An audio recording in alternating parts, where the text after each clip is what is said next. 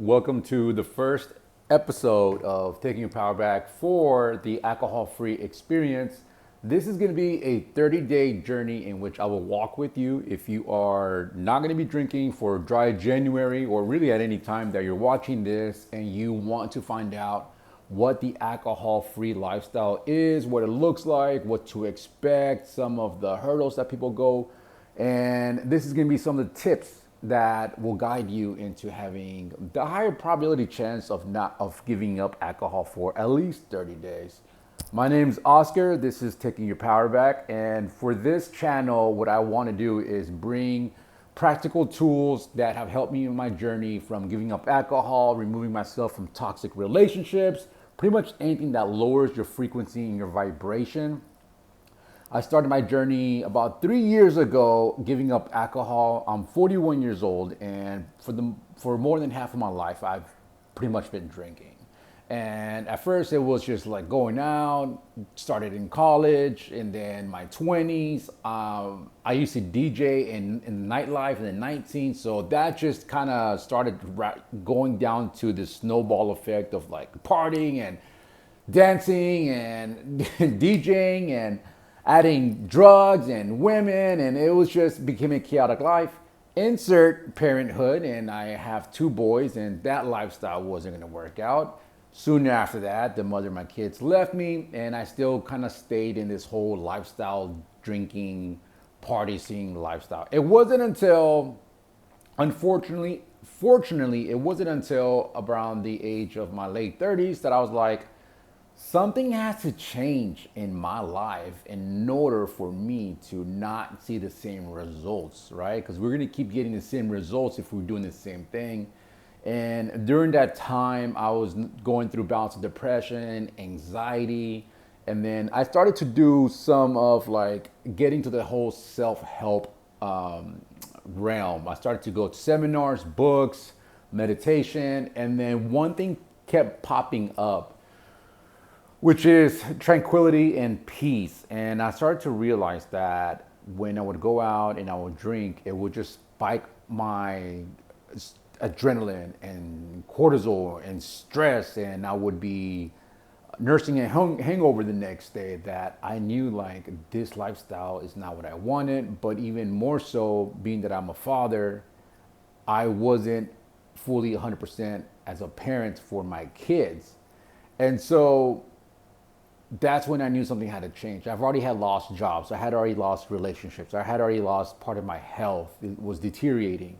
Not to mention the finances that go with going out and drinking. But alcohol has been such a part of my life that I was like, dude, no way I'm gonna give up alcohol. That's just like what I do, how I am, how I go out, and that's how I party. I was known as the life of the party type of character. It wasn't until 2019 that I was like, okay, something has to change. And I remember specifically, I went into a nutrition store to get some supplements. And at that moment, I had like this insight where like I wasn't doing good. And I remember talking to the guy behind the counter, and I specifically opened up to the stranger, and I was like, dude, I'm not doing good. And he's like, what do you mean? It's like, man, I feel like I'm drinking too much, man. This is affecting my health. And he was just kind of like holding space for me. But there was that moment right there. I was like, you know what? It's December, starting January. I'm going to give up alcohol for 30 days.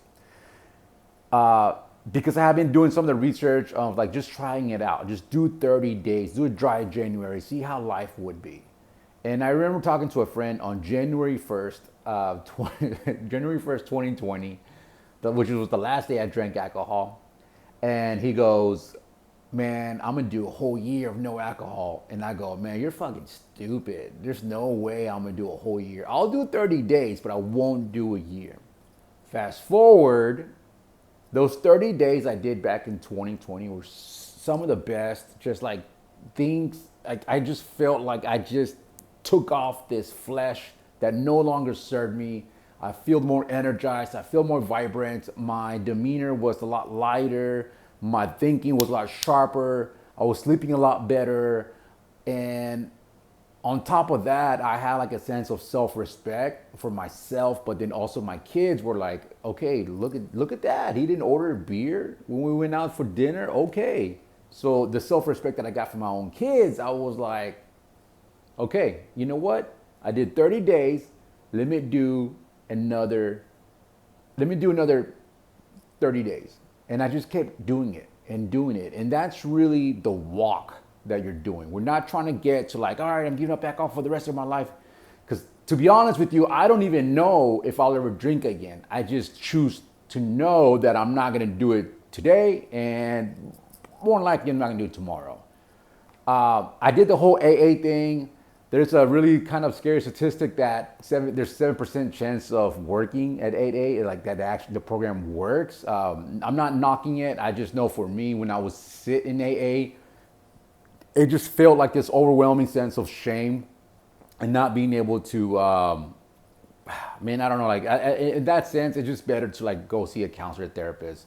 For me, AA, I was just sitting each meeting and I was just like sitting in shame, and it didn't work out for me. But what did work for me was to know specifically how alcohol and the way I was using it in my life and how I no longer wanted to use this. So let's go into day one. If you're watching this and this is the first day that you're doing a dry January or just your first day of giving up alcohol, here's probably the most important question that you have to ask yourself, and you're probably gonna have to keep referencing this question, and is, why do you drink? Just sit there with that question. Why do you drink? I'll give you an example of why I drank. I drank because I wanted to relax. I wanted to have fun. I wanted to just decompress. I wanted to go on a date, and I wanted to feel confident. And I keep doing the quotation mark because you'll soon find out that when you give up alcohol, that's just a filter that we keep fooling ourselves that we're giving ourselves a sense of false confidence, sense of false way of being happy, gives us a sense of false way of living. It's just the quick dopamine, serotonin that we get from alcohol, and it's a depressant, so we numb ourselves, and so we feel like we're all grandiose, but it's only short-lived for that amount of time. Insert question number 2, why do you want to stop drinking? So if you ask yourself, why do you want to drink? And like, all right, to have fun. Okay, cool. Right now, why do you want to stop? Well, because I wake up and I have a hangover and it lasts for a couple of days and I feel like crap, and it's like, okay, cool. All right, so if you drink to have fun, is nursing a hangover for 2 or 3 days, is that fun? And the answer is no.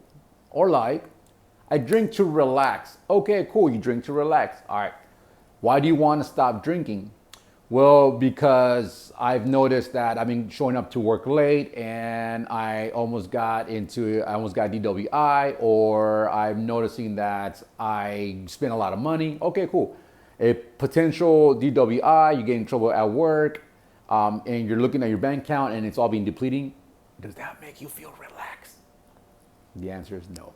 What we're doing here is we're bringing cognitive dissonance. And cognitive dissonance is having what one known piece of information does not equal and offsets the other piece of information. So if you're doing the drinking for reason number 1 and you want to stop drinking for reason number 2, they're not going to equate to each other. And once you start to grasp that, you'll realize that, fuck, I've been drinking and if only it's been deteriorating my own personal well-being, my own potential, my own health, my relationships, my finances. And so then you got to ask yourself, like, okay, I know alcohol is not good for me. Why do I keep drinking? Well, then we'll go deeper down in these next 30 days on how alcohol becomes an addictive chemical. It's a toxin. We're going to talk about how the marketing, how it's really kind of just pushed down our throat. We'll talk about how it's socially accepted. I'm Latin, so in our culture, it's like there's alcohol everywhere. But there's a whole new awakening. There's whole new people now grasping that, you know what, this has been a toxin, and I really feel that alcohol in the future is going to be seen like cigarettes. Like back in the day, people would smoke cigarettes, sound them plain. You in the restaurants, but now like you see somebody smoking, for the most part you're gonna be like, dude, gross, you smoke? Like, don't like, get away from me. I honestly feel in the future, maybe not anytime soon, but there is some changes that you see, like alcohol-free drinks and so forth, and bars. That in the future, alcohol is gonna be seen like, damn, okay, so you're just putting that poison down your throat. These next 30 days, or even this channel, or even this whole 30-day alcohol-free experience is not for me to have you to stop drinking. I don't care if you do. It's cool if you do. It's cool if you don't. That's not my intention. This is just for you to watch this, because if you're watching this, then more than likely you've been considering to stop drinking, even if you're doing a dry January. And then after the 30 days, if you want to go back to drinking, yeah, it's all on you. These next 30 days is gonna be like walking to the mall, trying on a pair of shoes that you like. And if you like how they feel, how you walk with them and how they look, then buy them, walk out with them, and take them home. If it doesn't, then put them back on the shelf and that's cool. So these 30 days, observe yourself. If you want to find out more information, you can find my TikTok, and then I also have a 30-day alcohol-free ebook that you can go. It has journal prompts. It gives you more piece of information. There's a little more awareness, because power. Having knowledge is power, and having self-knowledge is having self-power. Day one.